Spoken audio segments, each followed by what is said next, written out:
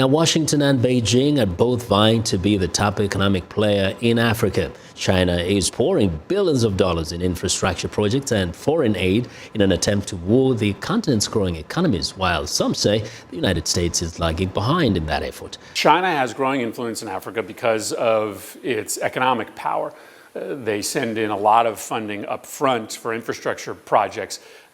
The United States needs to start understanding that the way in which a modern power projects influence around the world is not solely through its military. The United States is still stuck in a world that existed 50 years ago. We can compete with China for economic influence in places like Africa, but only if we put on the table the kind of development deals that the Chinese are. If we have to industrialize, if we have to engage in manufacturing, we need minimum 10,000 megawatts of energy. And we need it like yesterday. We remain committed to achieving a 100% clean energy grid by 2030. Kenya has just made a move that shocked the world, a decision so bold that it sent waves of panic through Washington. While America expected business as usual in East Africa, Kenya quietly signed a massive geothermal power deal, but not with the United States. Instead, Kenya turned to China, and Beijing wasted no time stepping in, with money, engineers, and unstoppable ambition. Now a huge power plant is rising from the ground, a project that promises to push Kenya into a new era of clean energy. But behind the scenes, in the halls of Washington, the mood is different. Officials are calling it betrayal, a sudden break from decades of U.S. influence.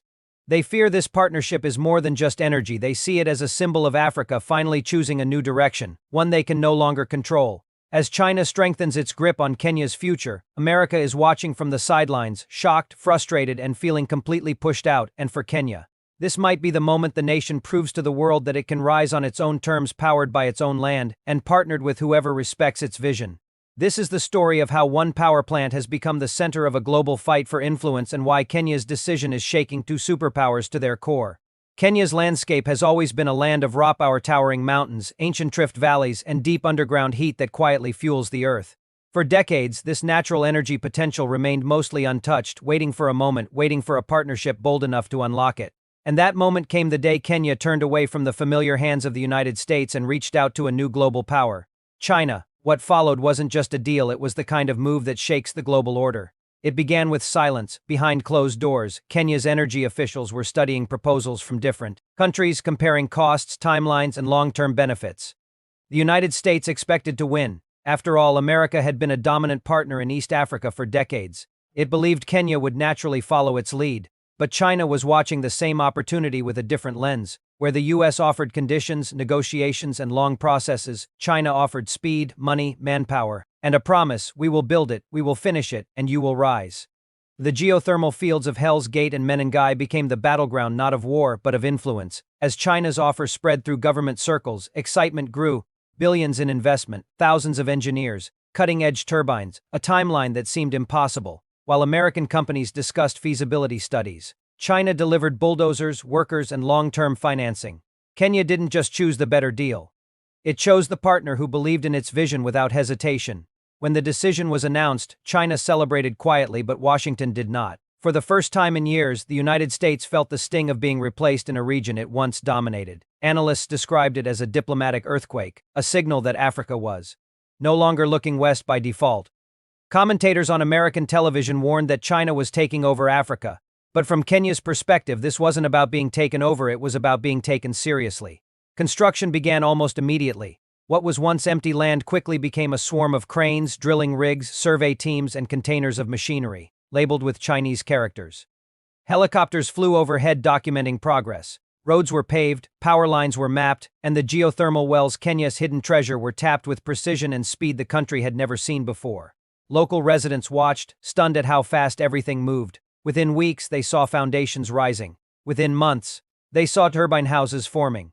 Markets near the site began to grow as workers bought food, tools, and services. For many small businesses, this project wasn't just an energy upgrade, it was a lifeline. But not everyone was celebrating. U.S. diplomats began visiting Nairobi more frequently. Meetings became tense.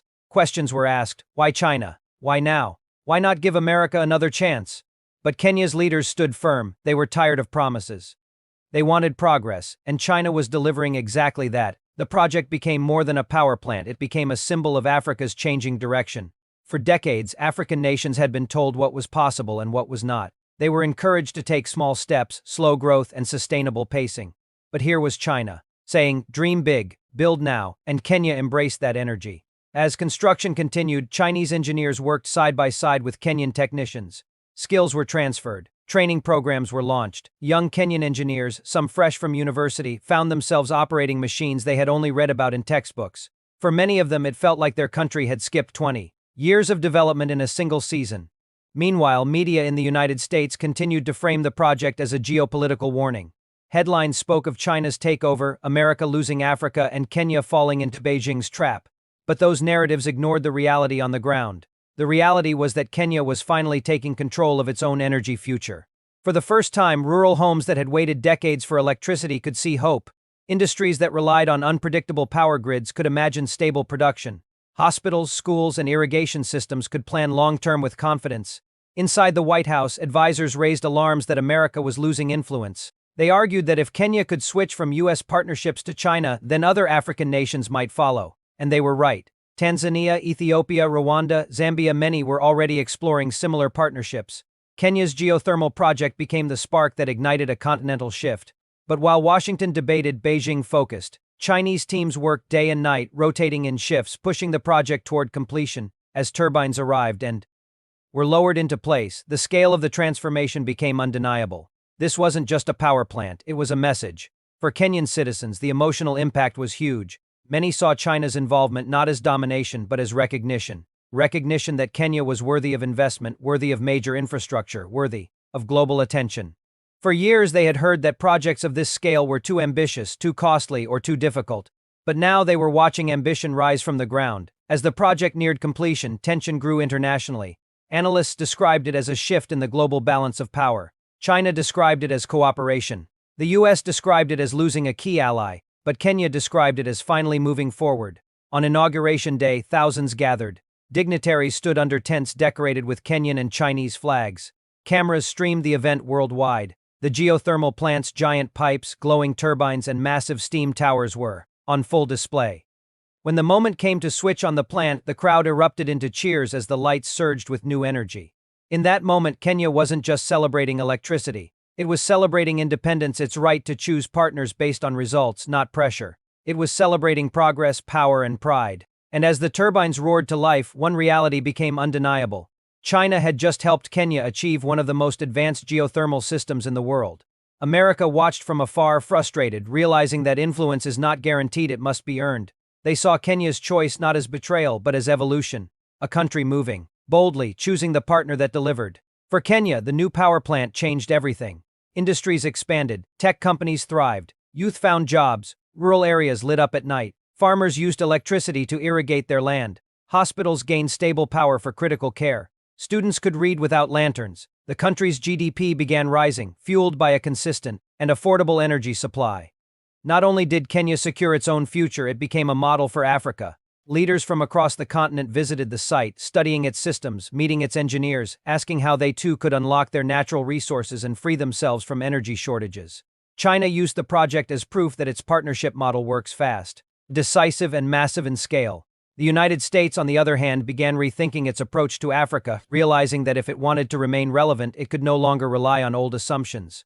The geothermal project became a living symbol of a new era. An era where African nations make bold choices, choose partners who respect their vision and demand progress without delay. And as steam continues to rise from the power plant, lighting homes and fueling factories, it carries a deeper message that Kenya will no longer be defined by foreign expectations. It will be defined by its own ambition, its own power, and its own future. Behind the heat and machinery, behind the politics and global rivalry, there is something even more powerful, the story of a nation stepping into its strength. Kenya didn't just build a power plant, it built a declaration that Africa is rising fast, fearless, and on its own terms. And for the United States, whether they like it or not, the new reality is clear. Kenya has moved forward, partnered boldly, and proven that influence can shift in an instant. For China, it's a quiet victory. For Kenya, it's a loud transformation. And for the world, it's a turning point no one can ignore. The celebration of Kenya's new geothermal power plant echoed across the region, but the real story unfolded in the days that followed. As the steam poured upward into the early morning sky, a quiet shift began stirring across Africa. Leaders from neighboring countries watched closely, not out of jealousy, but out of inspiration. Kenya had done what many thought impossible, breaking the pattern of slow development and stepping boldly into a future powered by its own land. In Uganda, energy ministers held emergency meetings. Tanzania dispatched delegations to study Kenya's geothermal systems. Ethiopia, already rich in renewable potential, began considering new alliances. Africa had seen major projects before, but none with this level of speed, scale, and geopolitical intensity. This wasn't just infrastructure, this was a message that Africa no longer needed to wait for Western approval to innovate. Inside Kenya, communities near the geothermal site felt the impact first. Roads improved, jobs multiplied, and local businesses flourished. Parents spoke of how their children could now study at night with proper lighting instead of dim kerosene lamps. Small factories began to emerge, some producing cement, others assembling agricultural tools, others focusing on digital hardware. The availability of clean, affordable energy triggered a chain reaction of economic activity. But while Kenya celebrated its rise, conversations in Washington grew increasingly tense. Analysts predicted that if America failed to adapt, it risked losing its influence across the entire continent. Intelligence reports warned that China's success in Kenya had gone far beyond energy. It had reshaped African perceptions of global power. China was no longer seen as a distant superpower. It was now the partner helping Africa break through barriers. Newspapers in the U.S. published alarming headlines. Talk show hosts questioned how Washington allowed such a strategic loss. Some politicians argued that the U.S. had taken Africa for granted, assuming the continent would always remain within its sphere of influence. Others insisted that America needed to offer more respectful, mutually beneficial partnerships, something China had mastered long ago.